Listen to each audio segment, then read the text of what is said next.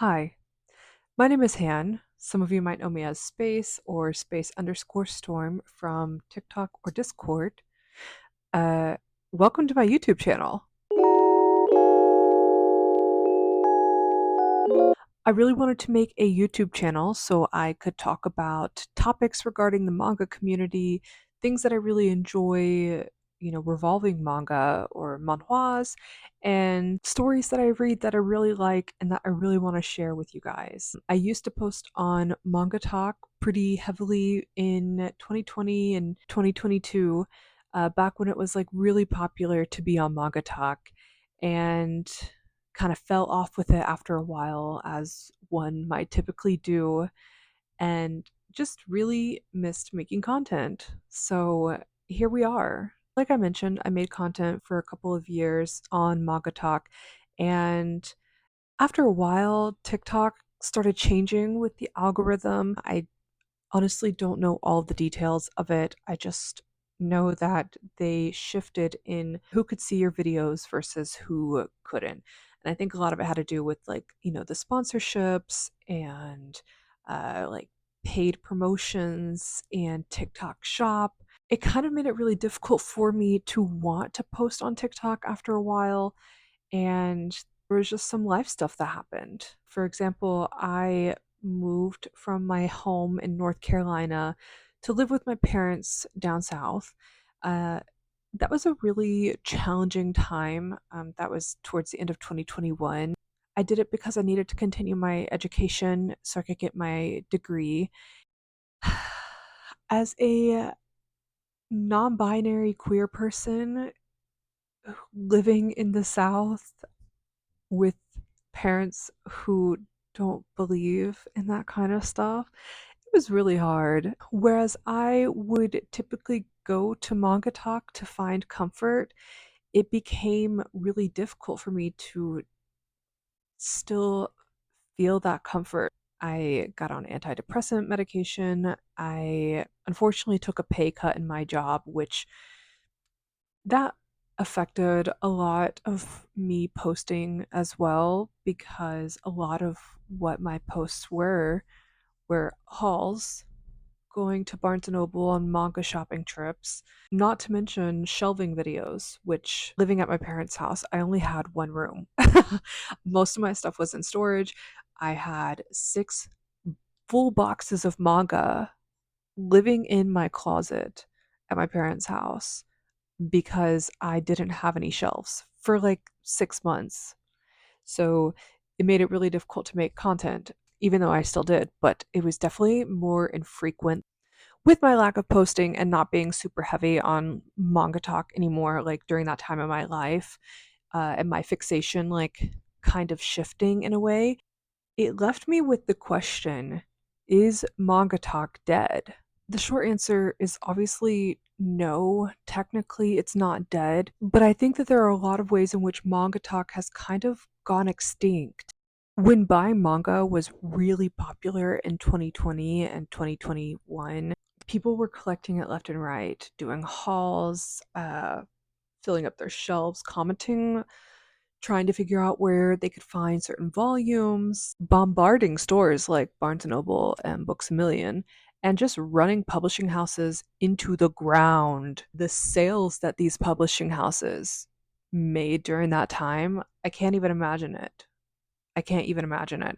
Personally, I think it was really crazy how popular it was to buy manga during these times. It would be impossible to find certain titles or volumes at stores, such as Nana or Kamisama Kiss. Kamisama Kiss is one of those mangas where it was impossible to find it at any store, and it was sold out online everywhere.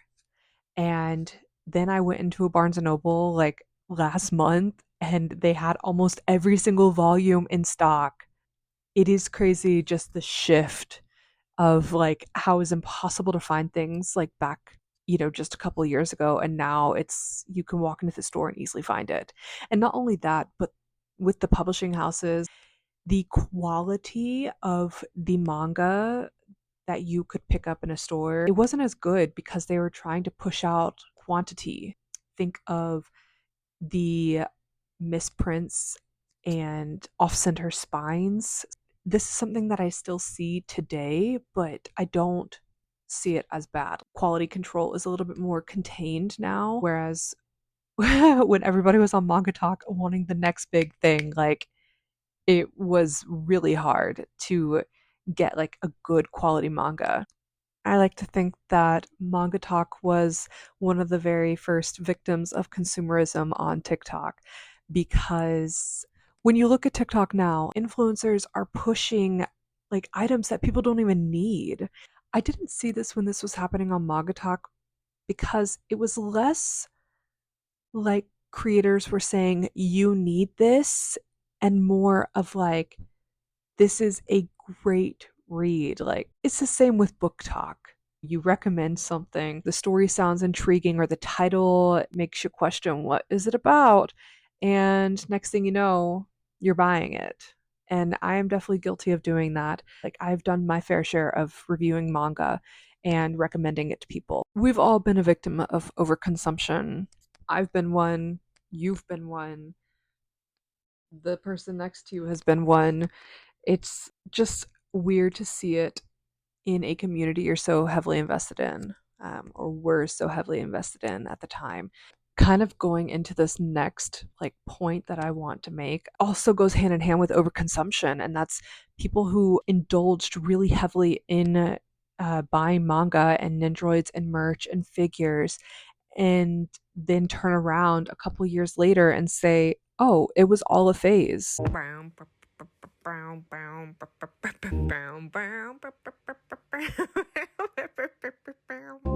Like, I look at my manga shelf and I think that's a lot of money there. Collecting manga is not cheap. It is a lot of money. It was then a couple of years ago. It is now. So when I see videos like that, one, it could be satire. Two, if it's not satire, like they have all the right to move on and start indulging in another hobby. It's just that's a lot of energy. It's a lot of effort to put into a hobby just to turn around and try and get rid of it. I mentioned before, manga talk is really comforting and manga is really comforting, at least for me personally. So during COVID, something that was just like really scary. It makes sense why we are all online and why people got influenced and started reading manga, enjoying it. If it stuck with some people, it stuck with them, and that's great. And if it didn't, it didn't, and that's okay too. I think it just kind of adds to that belief that manga talk is dead because people aren't posting as much, whether they aren't buying as much and they're just choosing to be wiser about how they spend their money, or they aren't interested in the hobby anymore. There are, of course, still users on mangatok. You can type the hashtag mangatok in, and videos that are recent come up. And I wish I could see them like on my For You page, but my For You page has become a whole hell on its own. So, I don't see manga talk videos anymore. Some of the like pretty big manga influencers have moved over to Instagram, which maybe that's where everybody started and then they just moved to TikTok, but everybody's back on Instagram. All of this to say, manga talk is still alive. It's not dead. It's just changed a lot. And I think that besides the points that I made earlier, a lot of it really has to do with TikTok. The guidelines are a lot stricter. Like you could not get away with what was it, showing your mascara and having a video of BL playing in the background. You just can't really get away with that kind of thing anymore, which honestly, that just makes me miss the golden days of TikTok when things were fun and light and free and airy, and you could just be excited to read something new because reading is great in whatever way that you're doing it. While TikTok isn't as enjoyable, it's probably for the best for myself just because I did consume a lot of content and I was really influenced by other creators, and I didn't realize that at the time. Now that I do, like maybe it'd be different, but I needed a little bit of a reality check, aka my bank statements. I didn't really know that at the time. I couldn't see it. I was blinded. But now I'm a little bit wiser about what I buy, and I try to read stuff online before purchasing like a hard copy of it, because I still have Jujutsu Kaisen volumes 1 through 11 sitting on my shelf that I have not read. And I bought Jujutsu Kaisen because I was influenced by another creator posting their haul from Books a Million. Another thing is I lost interest in reading manga, and I think that that came along with being like really burnt out from mangatok. Uh, so I lost interest in it. The interest is back. I read for my own pleasure. Maybe the big picture here is that mangatok didn't die as a whole, but for me, mangatok died because it killed my joy to read manga. It took away that authenticity of it. And so I just kind of internally didn't like it anymore. I needed a break from it. And when I came back to reading manga, it's all changed, which that's just life. That's how things go. But I hope this was somewhat coherent. This is my first video after a long time without posting. I plan to make some more videos here soon. If you enjoyed this video, like it, subscribe, and I'll see you soon. Okay, bye!